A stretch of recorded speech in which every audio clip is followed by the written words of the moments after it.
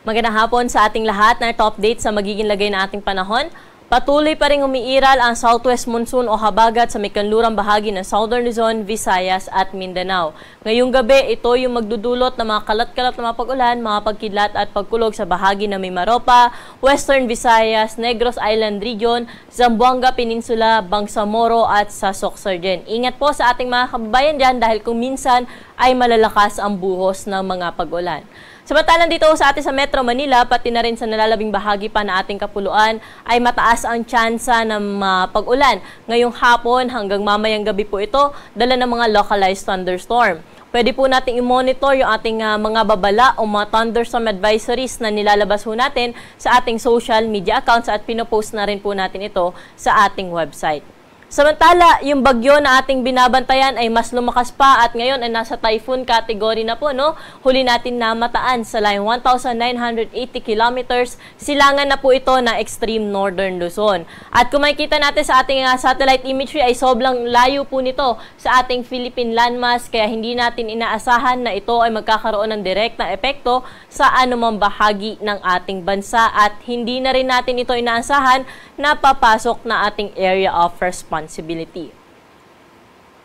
At para po sa magiging lagay na ating panahon bukas sa araw ng linggo, ang bahagi ng Mimaropa ay patuloy pa rin makakaranas na maghapong makulimlim na panahon na may kasamang may hina hanggang sa tamtaman kung minsan ay may malakas na bugso na mga pag-ulan, epekto pa rin ito ng habagat. Samantalang dito sa atin sa Metro Manila, pati na rin sa ibang bahagi pa ng Luzon, so umaga hanggang tanghali ay bahagyang maulap hanggang sa maulap po ating kalangitan.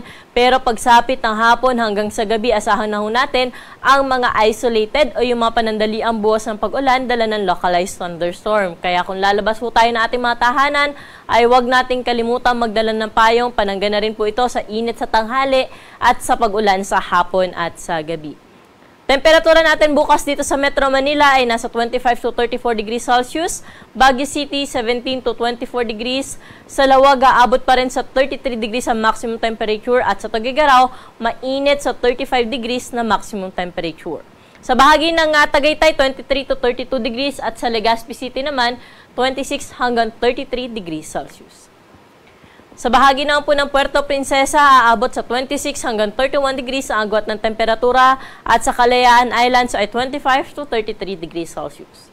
Sa magiging lagay naman po na ating panahon sa Visayas at Mindanao, partikular na dito sa may Western Visayas, Negros Island Region, Zamboanga Peninsula at sa Basilan, Sulu at Tawi-Tawi, inaasahan po natin na makulimlim pa rin po ang panahon dyan bukas at may mga kalat-kalat na mga pag-ulan, epekto pa rin ito ng habagat.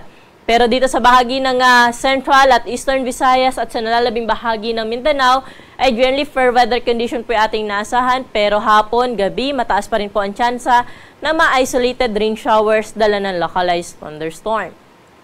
Temperatura po natin bukas sa Metro Cebu, pati na rin sa Tacloban ay 26 to 32 degrees.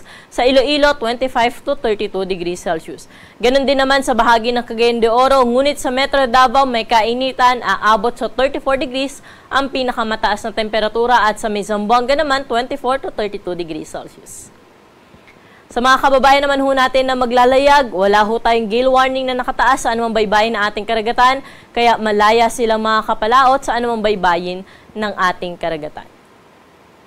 At para po sa ating 3-day weather outlook, partikular na dito sa Metro Manila, Baguio at Legazpi City, wala tayong inaasahan na malawakang mga pag-ulan hanggang Miyerkules at magpapatuloy po yung ating naranasan na maaliwalas na panahon sa umaga hanggang tanghali, hapon at gabi mataas ang tsansa ng mga panandaliang buhos ng pag-ulan dala ng localized thunderstorm. At nabanggit nga ho natin, pwede natin i-monitor yung ating mga thunderstorm advisory sa ating social media accounts. Dito sa Metro Manila, 26 to 33 degrees agwat ng temperatura for the next 3 days. Baguio City, 17 to 25 degrees. At sa bahagi naman po ng Legazpi City, 25 to 33 degrees Celsius. At sa mga kababayan naman po natin, partikular na dito sa may Iloilo City, dahil sa habagat hanggang Miyerkules po, inaasahan natin na makulimlim ang kanilang panahon dyan at may kalat-kalat na mga pag-ulan. At ang temperatura nga po natin sa Iloilo for the next 3 days ay 25 to 32 degrees Celsius. Pero sa Metro Cebu o sa Central Visayas at sa Eastern Visayas, particular na sa may Tacloban, ay generally maaliwalas po yung panahon for the next 3 days. Kung may mga pagulan man, mga panandali ang buhos lamang po ito, dala ng localized thunderstorm. Bahagi ng Metro Cebu, 25 to 32 degrees agwat ng temperatura, 25 to 32 degrees din sa bahagi ng Tacloban City. Dumako na po tayo sa mga key cities natin sa bahagi ng Mindanao, partikular na dito sa Metro Davao, Cagayan de Oro at Zamboanga City na kung saan fair weather condition na rin ho ating inaasahan for the next 3 days maliban sa mga thunderstorms lalo na sa hapon at sa gabi. Sa Metro Davao, magpapatuloy ang mainit na panahon at ang maximum temperature dyan naabot pa rin sa 34 degrees Celsius. Cagayan de Oro, mainit din po sa 33 degrees na temperatura sa tanghali at ganun din naman po sa bahagi ng Zamboanga City. Ang araw po natin dito sa Kamaynilaan ay lulubog sa 6:30 ng gabi at muli itong sisikat bukas ng 5:43 ng umaga. Para sa karagdagang impormasyon, i-like at i-follow po kami sa aming social media account sa DOST_Pag-asa at bisitahin na aming website sa pag-asa.dost.gov.ph. At yan po yung latest dito sa Weather Forecasting Center. Ako po si Ana Cloren Horda. Magandang hapon po.